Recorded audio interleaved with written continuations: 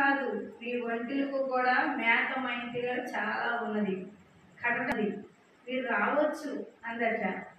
నేను నీళ్ళు పోయిన అనలేదట. చూసా, నీళ్లు శ్రేష్టకరమైనవి. ఏదైనా మనం చూస్తే అబ్రహాము తండ్రి కుమార పరిశుద్ధాత్మ దేవుడు. ఆయన వాగ్దానంగాను కనులెత్తి చూసినప్పుడు ఆకాశం నుంచి దిగారట ముగ్గురు వ్యక్తులు. వాళ్ళను చూసి పరిగెత్తుకుంటూ వెళ్ళి ఆ ముందు కాలు కొట్టకుండా నీళ్ళు తెచ్చాడట. దైవజనం మీ ఇంటికి వస్తే ఏం చేయాలా? పరిగెత్తుకుంటూ వెళ్ళి కాలుకు నీళ్ళు ఇవ్వాలి, త్రాగడానికి మంచి నీళ్ళు ఇవ్వాలి. ఈ రెండు సిద్ధపరచబడినవి. దేనికి సాదృశ్యమైనవి అంటే అబ్రహాముకు దేవుడు ఆశీర్వదించబడినవాడు కనుక అబ్రహాం అట్లా పరిగెత్తుకుంటూ వెళ్ళాడండి. అలాగే అబ్రహాము కూడా వాగ్దానం చేసిన దేవుని బట్టి ఇక్కడ రెబ్కా కూడా ఏం చేసింది? వెంటనే నీళ్ళు పోసింది. ఒంటిలకు పోసింది, మనుషులకు పోసింది.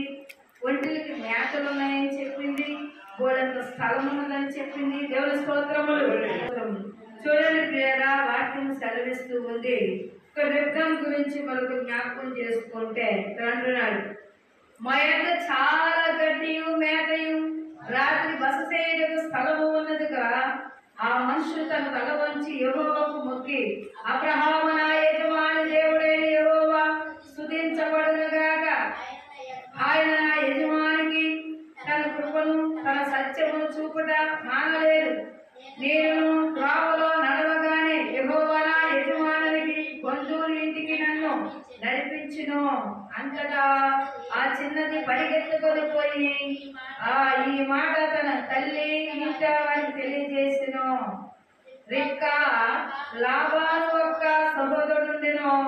అప్పుడు లాబాను తన బావి యొద్దకు వెల్లుటకు ఉన్న మనుషుల యొద్దకు పరిగెత్తుకొని పోయాను. హల్లెలూయా, హల్లెలూయా. మనిషి వచ్చినప్పుడు మర్యాద ఎంత రాశారు చూడండి. వాక్యమే చెప్తుంది. నాకేం సంబంధం లేదన్నా మనిషి వస్తున్నారంటే ఎంతో ఆదోర్తగా పరిగెత్తి మర్యాద చేశారు. అంత మర్యాద. ఇంతవరకు చాలా మర్యాదలు ఉంది. ఇప్పుడు మర్యాదలు ఉన్నాయా? మరి చెప్పండి, ఉన్నాయా? కొత్త వాటిని నేనెత్తా కాదు లేదు. మరి ప్రాప్యాయత అంటే వాళ్ళు ఉన్నా, వాళ్ళ ఇంటికాడ ఉన్నా ఏమంటారని ఏంటని చాలా ఆలోచించే వాళ్ళ కోసం చాలా మర్యాదలు ఉండేవి. ఇప్పుడు అంత ప్రేమలు లేవు. ఇప్పుడు ఏమైపోయినాక చాలా వరకు ప్రేమ తగ్గిపోయింది. అందుకే ఇక్కడ నా ఇంటి వారు అనగా నా బంధువులు ఎద్దకు పంపుతున్నానని మరి అబ్రహాం చెప్పాడు. కాబట్టి వారి బంధువుల వద్దకు ఆ యొక్క దేవుడు వెంటనే పంపించాడు. నేను ఎక్కువ ఊళ్ళు తిరగలేదు, నేను రాగానే దేవుడు నన్ను కుమార్తెను చూపించాడు అని తన దాసులైన వారు మొక్కి ప్రార్థన చేశారంట. దేవా, నీ కృప చూపక మానలేదయ్యా, నువ్వు మాట ఇచ్చావు కదా, ఎంత నెరవేర్చే దేవుడు అయ్యా. అయ్యా, ఇక అక్కడికి వెళ్ళి ఎక్కడికి వెళ్ళి అనలేదయ్యా, నేను వచ్చేసరికి నాకు నీ యజమానురాలను చక్కగా నాకు దారిలో చూపించవయ్యా అంటూ చాలా ప్రార్థన చేశారట. అటు ప్రార్థన చేస్తూ ఉండగా మరి తల్లి ఇంటిను తండ్రిను సహోదరైన లాబాను అనగా రిబ్కా సహోదరుడు. రిబ్కా అని మనం చూస్తే ప్రియులారా, రిబ్కా ఉన్నస్థితి కలిగిందాయి, ఆశీర్వదించబడిన మనిషి అన్నమాట. రిబ్కా దేవుడు ఏర్పరిచిన మనిషి. 12 గోత్రాలకు తల్లి. 12 గోత్రాలకు ఆశీర్వదించబడడానికి ఒక తల్లి అన్నమాట. కొన్ని సంఘటనలు జ్ఞాపకం చేసుకోవచ్చు. మరి అందుకే ఇక్కడ ఒక మాట అంటాడు, నేను గర్భంలో ఉండగా పిండంగా ఉండగానే నేను ఏర్పరచుకుంటాను, భూమి మీదకి వచ్చాక కాదు. మరి ఇప్పుడు ఈ రిబ్కా ఎక్కడ ఏర్పరచబడింది అంటే గర్భంలో ఉండగానే ఏర్పరచబడింది. తన తండ్రి ఇంటి నుంచి వారు వచ్చారట, చెప్తున్నారంట, అయ్యా నేను పిల్లలు అన్నాడు, కాలు కొడుకోండి అయ్యా, మంచినీళ్ళు తాగండి, రండి అయ్యా, ఎండను పడి వచ్చారు కదా, చక్కగా భోజించేది రండి అంటే, లేదయ్యా, మేము ఒక పని మీద వచ్చాము, ఆ పని అవుతేనే భోజనం చేస్తాము. ఆలోచించరా?